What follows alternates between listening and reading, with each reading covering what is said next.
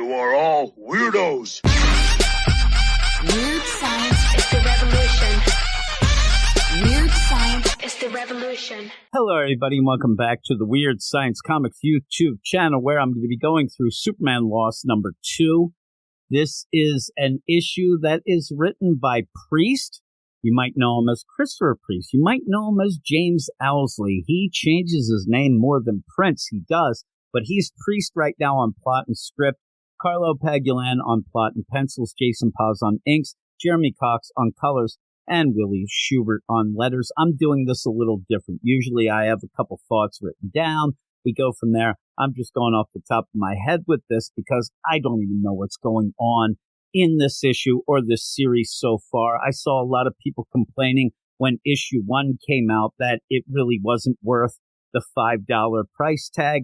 I agreed. Not much happened. There's a lot of political stuff thrown into that first issue, as well as kind of scientific mumbo jumbo. The scientific mumbo jumbo comes here to roost big time. We end up having most of this issue a slog to get through because of this nonsense. Now, with all of that, if you are somebody who really favors art over story and really can get past the idea of, well, there's not much story, it's a little convoluted, but the art looks great, you may love this because Carlo Pagulayan's art is great. It was great in the first issue. It continues being great in the second issue. But if you need a book that gives you something each issue, and like I said, is kind of fun, not a slog to get through, I don't know if this is for you because that's what I'm all about, and it's not for me. Now, I will start this off by saying that if you are somebody who's going to, oh man, I'm a Priest fan, Jim, you got to realize that usually what happens is he goes like 4 or 5 issues, and then things will start being revealed that'll make the first 5 issues make a lot more sense. And you'll realize, oh my God, that was so clever. There's this twist here and there. Here's the thing. I know that. I have read a bunch of Priest stuff. I really enjoyed his Deathstroke for a while. I mean, that was one of those, when I first started reading it, I was like, what is going on? This doesn't, oh my God. Then you hit that issue where the light bulb goes off and everything starts to make more sense. Well, first off, this is a 10-issue maxi series. I need something more in the first 2 issues than what we're getting. But also, what I found with Priest's writing, why it doesn't really hit with me, is because of what I just said. A lot of times you have to get through a bunch of issues that you might not be enjoying that much to then get to that light bulb moment that, yeah, that will show you, oh my God, those things did make sense. But in the here and now, through each issue, to me, it is painful sometimes to get through. This issue to me looks great, painful to get through. We do start out by seeing Superman with Lois in the present deal. He's come back, and if you don't know the whole concept of this, he's gone for a while, but in the meantime, time has gone on faster on Earth and 20 years have passed. He comes back, and Lois is trying to adjust to Superman being back. Superman's even having to adjust with being back himself. And so you have that deal, and it already doesn't feel right just seeing, you know, this distance between Lois and Superman. It makes sense.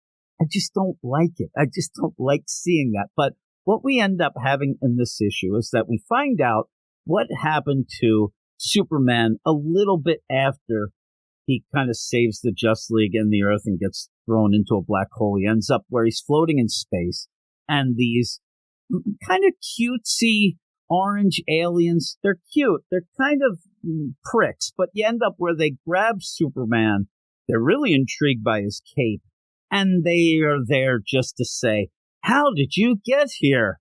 You know, guy, why are you floating in space? And Superman starts to tell, you know, what happened and how he ended up, you know, with the Justice League and where he ended up in space because of this singularity, this black hole, all this stuff going on. But again, because Priest is so concerned with giving you kind of maybe real life science in it.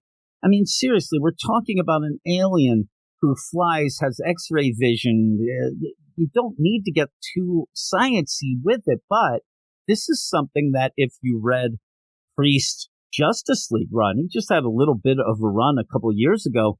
He went heavy then, too. It seems like when he gets these types of characters, he needs to try to explain things scientifically that it's just not for me. I'm going to keep saying that, but it just gets bogged down. I don't want to read a science manual on the hypothetical theories and sciences of a superhero universe. I want to have fun.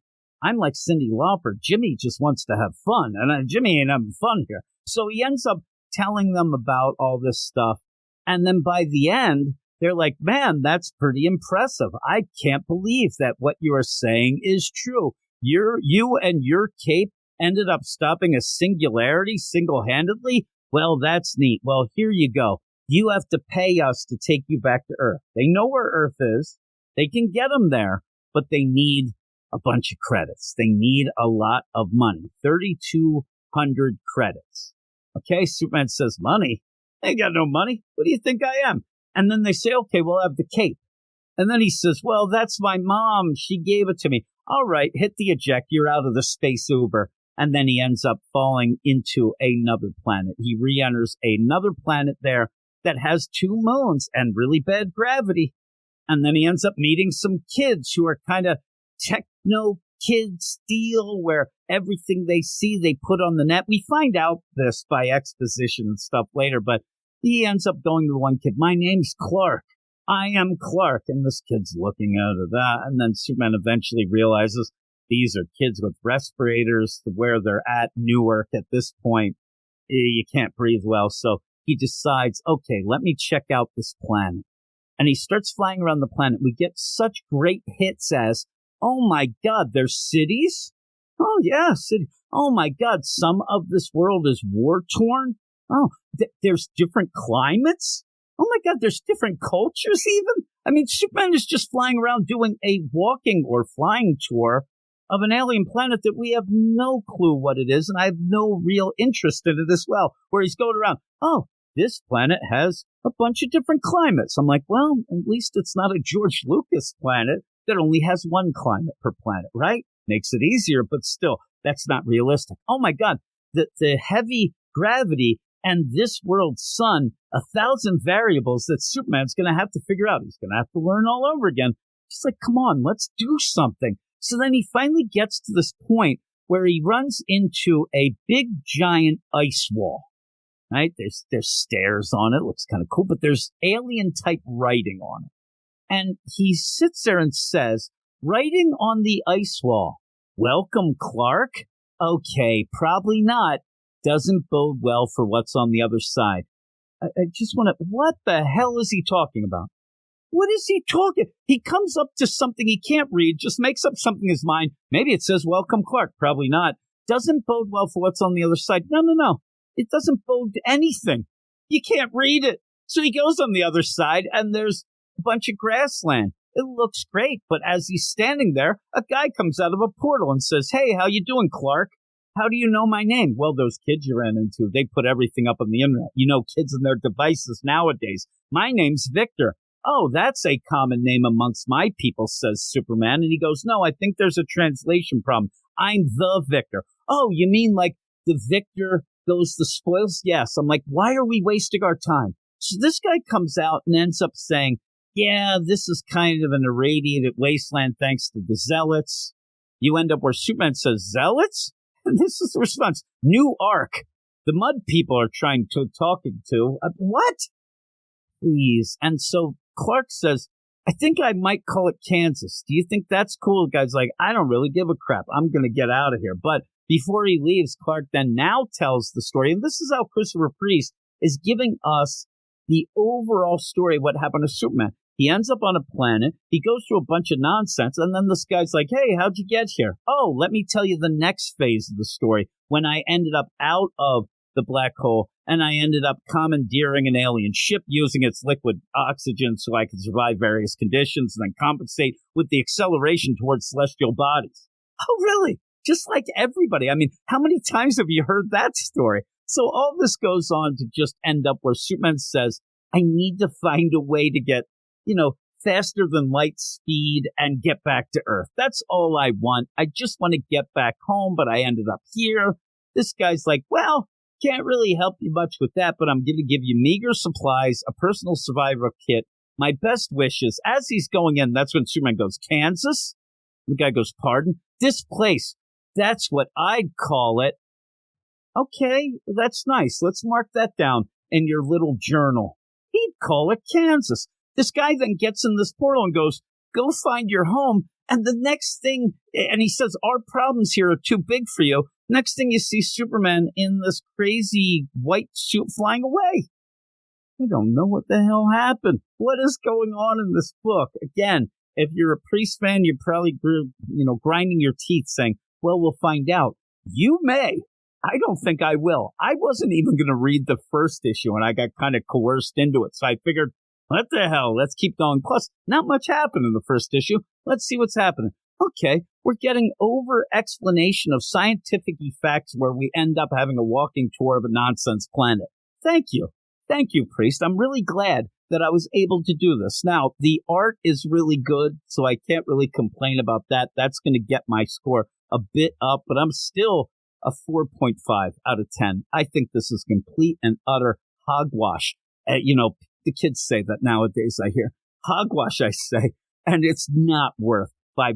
If you are interested in the story, I would say already after 2 issues, my alerts are going off, red flags. Get this in trade. Get it in trade or read it on the app if you have the DC app. Please, this is not going to be worth $50 of your hard-earned money by the end.